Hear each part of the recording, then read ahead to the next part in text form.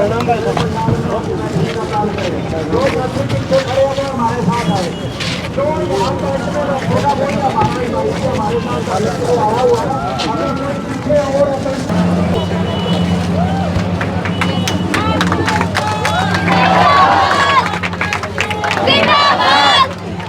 Sir. छात्र एकता जो छात्र एकता यूनिवर्सिटी प्रशासन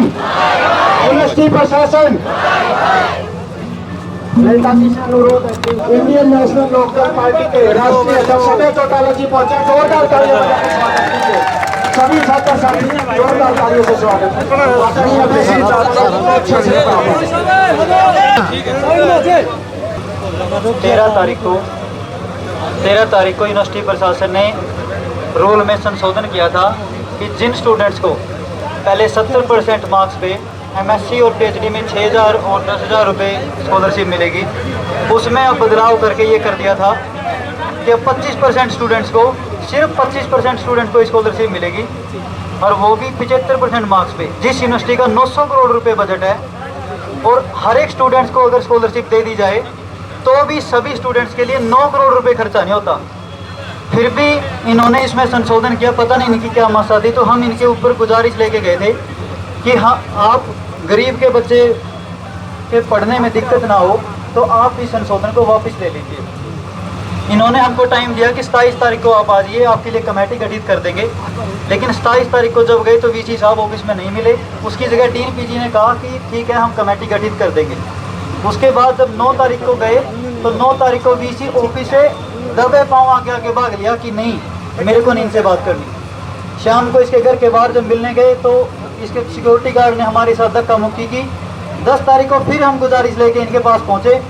10 तारीख को सुबह जब इसके ऑफिस के बाहर गए तो सिक्योरिटी गार्डों ने मिलके 5-5, 10-10 सिक्योरिटी गार्डों ने मिलके एक बच्चे को पीटा, बहुत थप्पड़ मुक्के मारे, घसीटा, बाल बिखाड़ दिए, शर्ट फाड़ दी। इसका विरोध और स्कॉलरशिप का विरोध करने के लिए शाम को जब बच्चे इसके घर के बाहर शांति पीरियड से धरना दे रहे थे तो कम से कम 15-20 टीचर, 35 से 40 सिक्योरिटी गार्ड सबने मिलके बच्चों के सर पे लाठियों से प्रहार कर दिया। 2 बच्चों के सिर फाड़ दिए, 8 बच्चों को घायल कर दिया और बहुत सारे बच्चों के साथ छीना झपटी करी। उसके बाद अगले दिन जब बच्चे हॉस्पिटल में गए अपनी MLR कटवानी तो डॉक्टर ने भी इनके साथ जालसाजी करने की कोशिश की। जो गाँव 9 सेंटीमीटर का था, 9 टांके आए थे जिसमें उसको सिर्फ 0.5 सेंटीमीटर का दिखाया गया। हमारे खिलाफ झूठा केस किया इन्होंने, जबकि इनके सिक्योरिटी गार्ड की झूठी MLR रिपोर्ट हमसे पहले काटी गई। जब SP ऑफिस में गए तो SP ने भी हम पे दबाव बनाने की कोशिश की और हमको धमकी दी, अंडरटेकिंग साइन करना पड़ेगा कि अगर यहाँ पे आओगे, अगर डिग्री करनी है तो पहले अंडरटेकिंग साइन करो। लड़कियों को हॉस्टल में धमकाया जा रहा है, वहाँ जाओगे तो आपकी डिग्री नहीं होने देंगे। लड़कों के और लड़कियों के कैरेक्टर पे सवाल उठाया जा रहा है और दबाया जा रहा है हर दिन। यहाँ पे धारा 163 लगा दी बच्चों के ऊपर। फिर झूठा एक और इल्ज़ाम लगा दिया कि बच्चों ने एग्ज़ाम देते टाइम अवरोधन पैदा किया। हम कहते हैं कि अगर 163 के अंदर अवरोधन पैदा किया तो उसी टाइम गिरफ्तार कर लेते। हम कोई दूर थोड़ी ना थे, पुलिस प्रशासन आपके साथ था, आपकी सारा सिक्योरिटी स्टाफ, अध्यापक स्टाफ, सारा एडमिनिस्ट्रेशन आपके साथ था। तो हम पे झूठे इल्ज़ाम लगाए जा रहे हैं, ये पूरी बात है नेताजी।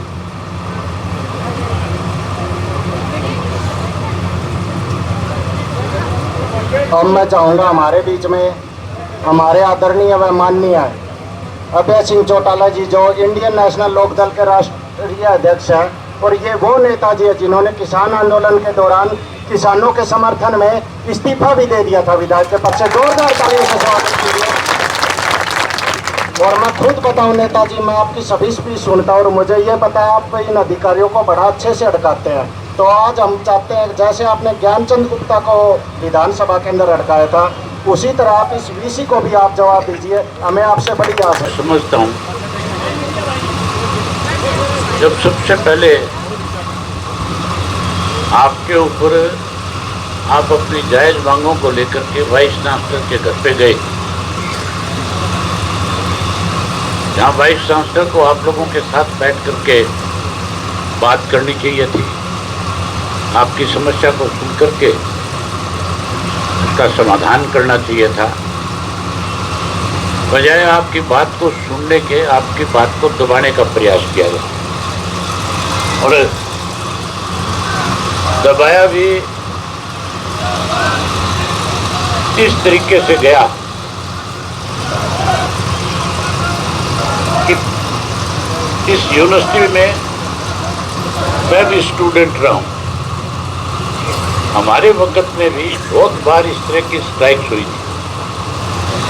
बहुत बार वाइस चांसलर जो है हमारी बात को सुनता नहीं था और हम उसको अपनी बात उसके सामने रखने के लिए उसके ऑफिस का भी घेराव करते थे, उसके घर का भी घेराव करते थे और आखिर में वीसी को आकर के हमारे बीच में खड़ा होकर के सारी बातें सुन करके जो हमारी जायज मांगे होती थी उसको मानना पड़ता था।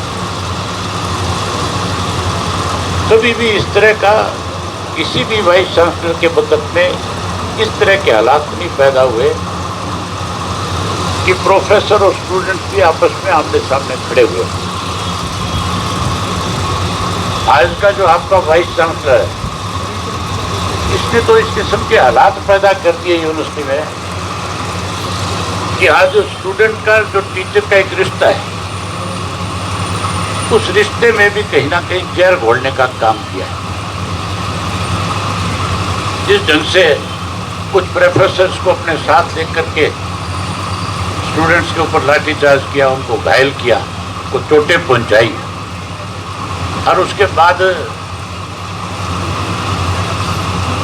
आपकी बात को सुनने की बजाय कहीं ना कहीं आपको यहाँ बैठने पे मजबूर किया।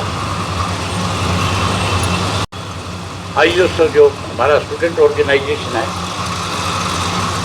उसको जो पूरे प्रदेश में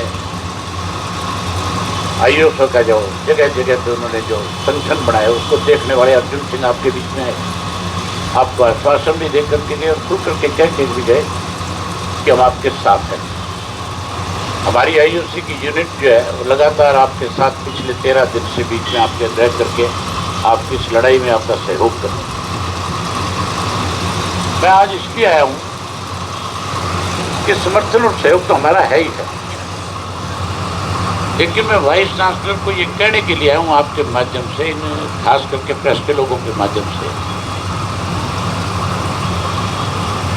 और प्रशासन को भी, जो लोकल प्रशासन जो है यहाँ का उसको भी ये बताने आया हूँ कि जिन लोगों के खिलाफ एफआईआर में नाम दिए गए, जिन जिन प्रोफेसर ने खुद ने हाथों में लाठियाँ उठा करके, डंडे उठा करके स्टूडेंट्स को पीटने का काम किया, चोटें पहुँचाई है, चाहे उसमें रजिस्ट्रार है, चाहे कोई प्रोफेसर है, चाहे कोई सिक्योरिटी का आपका चीफ सिक्योरिटी अफसर है, उन सबको खिलाफ कार्रवाई होनी चाहिए और उनको तुरंत गिरफ्तार करना चाहिए। जहाँ उनको गिरफ्तार करें वहीं जो स्टूडेंट का एक अधिकार है, हर यूनिवर्सिटी नहीं पूरी दुनिया के अंदर जो भी इंटेलिजेंट स्टूडेंट्स होते हैं जो 80%, 70%, 75% मार्क्स लेते हैं, वहाँ पे हर बच्चे को स्कॉलरशिप दी जाती है।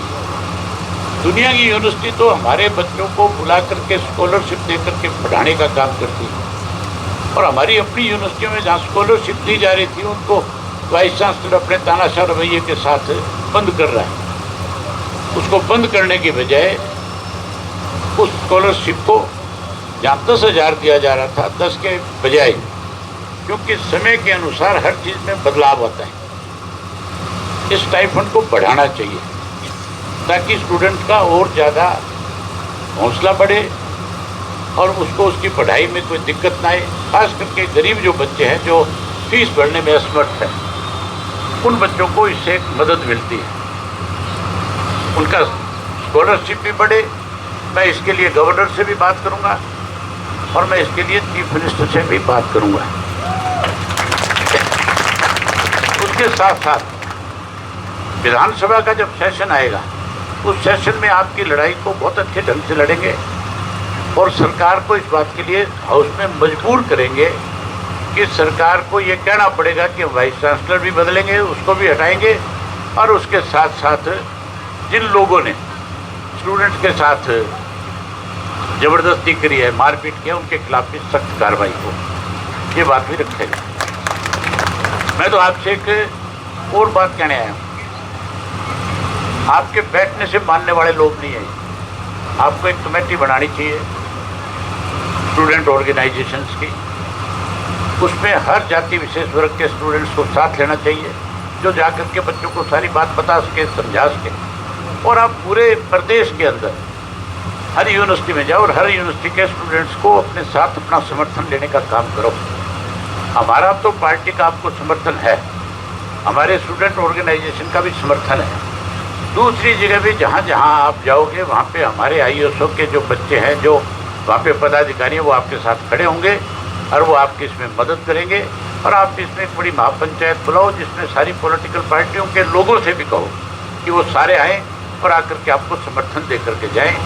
आज इस पर राजनीति करने की जरूरत नहीं, आज तो बच्चों को इंसाफ मिले और इस तरह से कोई भी प्रशासनिक अधिकारी या कोई वाइस चांसलर अपनी तरफ से मनमर्जी ना कर सके। इसके लिए आप लोग जब भी हमें बुलाओगे आपके बीच में, हम आपके बीच में आएंगे और आपको खुल करके आपका साथ और समर्थन देने का काम करेंगे। इसके लिए अगर आप कोई बड़ा फैसला लोगे तो उस फैसले में भी हम आपके साथ खड़े हो जाएंगे। ये क्या है? वह तुम अपनी महापंचायत बुलाओ, उस महापंचायत के अंदर मैं हमारी पार्टी के साथियों की जिम्मेवारी लगाऊंगा, वो खुल करके आपका समर्थन करके जाएंगे और खुल करके आपके साथ खड़े होकर के आपकी इस लड़ाई में आप शामिल होंगे। और मैं बहुत अच्छे से इस बात को जानता और समझता हूँ कि स्टूडेंट को किस किस तरीके से यूनिवर्सिटी के अंदर प्रशासन की तरफ से और यूनिवर्सिटी के प्रशासन की तरफ से दबाने के बहुत बार प्रयास हुए। मैंने इस यूनिवर्सिटी में पढ़ते हुए इस किस्म के हालात भी देखे कि भजन लाल जी मुख्यमंत्री थे और हम स्ट्राइक पे थे, और जब हम मुख्यमंत्री से मिलने गए तो मुख्यमंत्री ने हमारी बात सुनने की बजाय हमें लताड़ लगा करके बाहर निकालने का प्रयास किया। लेकिन स्टूडेंट्स की एकता इतनी ज़्यादा ताकतवर होती है, इतनी ज़्यादा मजबूत होती है कि हमारे साथ ना केवल HU के बच्चे थे बल्कि जितने भी कॉलेज थे, बाहर में चाहे DAV कॉलेज था, जाट कॉलेज था, गवर्नमेंट कॉलेज था, सब कॉलेजों के बच्चे हमारे साथ जुड़े। और हमने भजन लाल को भी इसी यूनिवर्सिटी के प्रांगण से चीफ मिनिस्टर होते हुए भी भगा करके गाड़ी में बैठाने का काम किया था। ये VC तो कोई बड़ी चीज़ नहीं है। इस VC को तो आप ये मान के चलो, ये खुद चल करके आपके बीच में आएगा और माफ़ी मांगेगा, और ना केवल माफ़ी मांगेगा बल्कि अपनी गलतियों का एहसास आपके बीच में खड़ा होकर के करेगा। इस किस्म के हालात पैदा करना आप लोगों के हाथ में है। आप पूरे प्रदेश भर में जाओ और प्रदेश भर से स्टूडेंट्स का समर्थन लो, सारी पॉलिटिकल पार्टियों के पास जाओ। भाजपा की नीति रही है हमेशा से कि लोगों को लंबे समय तक एजिटेशन पे बैठा करके कमज़ोर करना। आपने देखा नहीं, किसान आंदोलन को तोड़ने के लिए इन्होंने 1 साल तक उनको बैठने पे मजबूर किया था, लेकिन उनकी ताकत इतनी बड़ी हो गई थी, उनको इतने बड़े समर्थन मिल गए थे कि आखिर प्रधानमंत्री को भी मजबूर होना पड़ा था, उसको भी माफ़ी मांगनी पड़ी थी देश के किसान से। आप सब जगह जाओ, अपना समर्थन लो। 24 की महापंचायत में भी आप सब राजनीतिक दलों को भी बुलाओ, ताकि आज बारी बारी से जो है, ये कहा जाता है कि ये राजनीतिक आंदोलन हो जाएगा, इसमें क्यों हमारे बच्चे नहीं पढ़ते? हर पार्टी के हर वर्ग के बच्चे आज यूनिवर्सिटी के स्टूडेंट हैं कि नहीं है? सारे पढ़ते नहीं पढ़ते? हमारे बच्चों पे कोई किसी तरह से इस तरह से ज़बरदस्ती करे तो क्या हमारी जिम्मेवारी नहीं बनती कि हम आपके साथ आकर के खड़े हों? तो आप निश्चित रहो, हम आपके साथ हैं। इसके लिए जितना भी आपको होगा उतनी हम आपकी मदद करेंगे, हर तरह की मदद करेंगे, और आपके आंदोलन को ताकत मिले इसके लिए मैं अपने पार्टी के सब साथियों की जिम्मेवारी भी लगाऊंगा। वो आपके बीच में आकर के समय समय पे आपके एडवाइज़र बनने का भी काम करें। यही बात आपसे कहने के लिए आया था। मैं उम्मीद करूंगा कि आप सब इस आपको हर तरह से कमज़ोर करने की कोशिश करेंगे, तोड़ने की कोशिश करेंगे, लेकिन इस HU का एक इतिहास रहा है, यहाँ पे जब कभी भी प्रशासन के यूनिवर्सिटी के प्रशासन ने स्टूडेंट्स को दबाने और कुचलने की कोशिश करी, हमेशा स्टूडेंट ने जो मांग रखी उस मांग को मजबूर होकर के वाइस चांसलर को पूरा करना पड़ा। हमने तो इस यूनिवर्सिटी में रहते हुए 3-3 महीने चंडीगढ़ जा करके जेल की भी रोटियां खाने का काम किया है। आपको इसके लिए लंबी लड़ाई लड़नी पड़ेगी, लेकिन हम आपके साथ रहेंगे। आपका बहुत धन्यवाद। जय हिंद, जय हिंद। तो हर राजनीतिक आदमी ये कहता है कि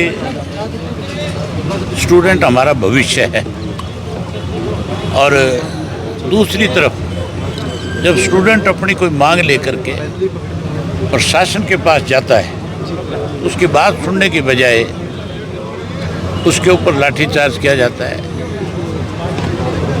और उसके खिलाफ झूठे मुकदमे बनाए जाते हैं। यहाँ भी बच्चे जो है अपनी डिमांड लेकर के वीसी के पास गए थे। सबसे बड़ी हैरानी की बात तो ये है कि एक ऐसा व्यक्ति यहाँ वाइस चांसलर लगा हुआ है जिसकी डिग्री भी फर्जी है, जिसने अवार्ड जो लिए थे वो भी फर्जी ले रखे। इन सब इश्यूज़ को लेकर के हमने विधानसभा में हमारी पार्टी की तरफ से आवाज़ उठाई थी कि इसकी जांच होनी चाहिए। अगर ऐसे वाइस चांसलर लगेंगे तो फिर मान करके चलो उस स्टूडेंट से, उस यूनिवर्सिटी का भविष्य जो है अंधकार में चला जाएगा। वहाँ स्टूडेंट फिर ठीक ढंग से पढ़ नहीं सकेंगे। जब से ये वाइस चांसलर यहाँ करके लगा है तब से इसने गुटबाजी बना दी। गुटबाजी खड़ी करके कहीं ना कहीं स्टूडेंट्स का नुकसान करना शुरू कर दिया। स्टूडेंट्स का नुकसान इससे बड़ा और क्या करेगा। जो स्टाइपेंड मिलता था बच्चों को, जो 10,000 रुपया स्कॉलरशिप मिलती थी पीएचडी के स्टूडेंट को, एमएससी के को 6,000 मिलती थी, वो इन्होंने बंद कर दी। अब कहते हैं कि हम आपको वापस दे देंगे। आपने बंद क्यों करी? क्या मकसद था बंद करने का? वो तो एक गरीब के बच्चे को या उस बच्चे को मिलती थी जो पढ़ने में इंटेलिजेंट था, जो 75% से ज़्यादा मार्क्स लेता था। पूरी दुनिया के अंदर अच्छी यूनिवर्सिटीज़ में स्कॉलरशिप देकर के अच्छे बच्चों का एडमिशन किया जाता है। दुनिया में तो मारामारी है इस बात को लेकर, ये उसको बंद कर रहे हैं। नंबर 2, यहाँ पे इसने इस तरह से ग्रुपबाजी खड़ी कर दी, जात पात इस तरह का जहर घोलना शुरू कर दिया। आज के अखबार में भी खबर छुपा रखी है कि कंबोज जाति का वाइस चांसलर, इसके लिए विशेष वर्ग के लोग जो है इसको इस पद पे देखना नहीं चाहते। हमने कंबोज जाति के लोगों को कितने को एमएलए बनाया, मिनिस्टर बनाया, कितनी बड़ी बड़ी जिम्मेवारियां सौंपी। जिनमें काबिलियत थी उनको पद दिए जाते हैं, लेकिन यहाँ काबिलियत नहीं देखी जाती। यहाँ तो कैडर देखा जाता है कि किस कैडर का है। ये आरएसएस कैडर का व्यक्ति है, इसने सारी उम्र आरएसएस के लिए काम किया है। इसलिए आज इस यूनिवर्सिटी में कहीं ना कहीं राजनीति की जा रही है। ऐसे लोगों को इस तरह के पद पर नहीं रखना चाहिए, तुरंत हटाना चाहिए, बर्खास्त करना चाहिए। आपने कहा कि आप सदन में भी उठाएंगे और मुख्यमंत्री से भी बात बिल्कुल, मैं मुख्यमंत्री से भी बात करूंगा, गवर्नर से भी बात करूंगा। और ये बच्चों ने मेमोरेंडम मुझे दिए हैं, मैं ये मेमोरेंडम उनके पास भिजवाऊंगा। ज़रूरत पड़ी तो खुद जा कर के भी मिलूंगा। और इनको केवल समर्थन देने नहीं आया हूँ, मैं इनको ये कहने आया हूँ, बताने आया हूँ कि आप मजबूती के साथ, क्योंकि इनकी जायज़ मांग है, उसके लिए लड़ो, हम आपके साथ हैं। हम पूरे प्रदेश में इनके साथ खड़े होंगे। आपका बड़ा राजनीतिक करियर रहा है सर, और आपको क्या लगता है कि वाइस चांसलर को टर्मिनेट या फिर वाइस चांसलर को टर्मिनेट करना चाहिए? इसलिए नहीं कर रहे कि आरएसएस का आदमी है, ये संघ का आदमी है, ये कोई प्रोफेसर नहीं है।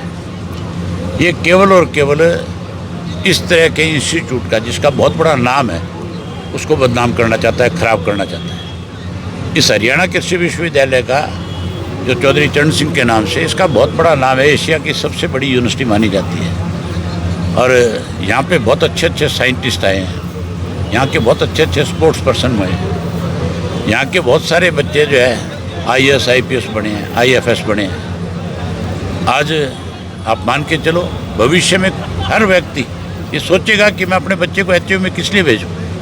क्या डंडे खाने के लिए भेजूँ? क्या उसको बेइज्जत करवाने के लिए भेजूँ? ये आज भी दबाव बना रहा है, कह रहा है इनके ऊपर कि जो बच्चा पेपर नहीं देगा हम उसका भविष्य खराब कर देंगे। आप वाइस चांसलर हो, आपको धमकी देने की बजाय रिक्वेस्ट करनी चाहिए कि हमने जो गलती करी है हम उसके लिए आपसे माफ़ी मांगते हैं, आप आओ, हम आपका स्वागत करेंगे, आप हमारे बच्चे हो। 24 तारीख की महापंचायत में आप लोग सारी जो स्टूडेंट करने जाए, तो स्टूडेंट जो महापंचायत करेंगे हमारी। एक चलते चलते एक प्रश्न ये पूछ लेते हैं कि कांग्रेस एक बार फिर से अपनी ऑर्गेनाइजेशन को बनाने की कोशिश करे, एक छोटा सा आप क्या बोलते हैं? मैं तो कहता हूँ बढ़ाए, कम से कम 10 साल बाद समझ में तो आया कि ऑर्गेनाइजेशन होनी चाहिए।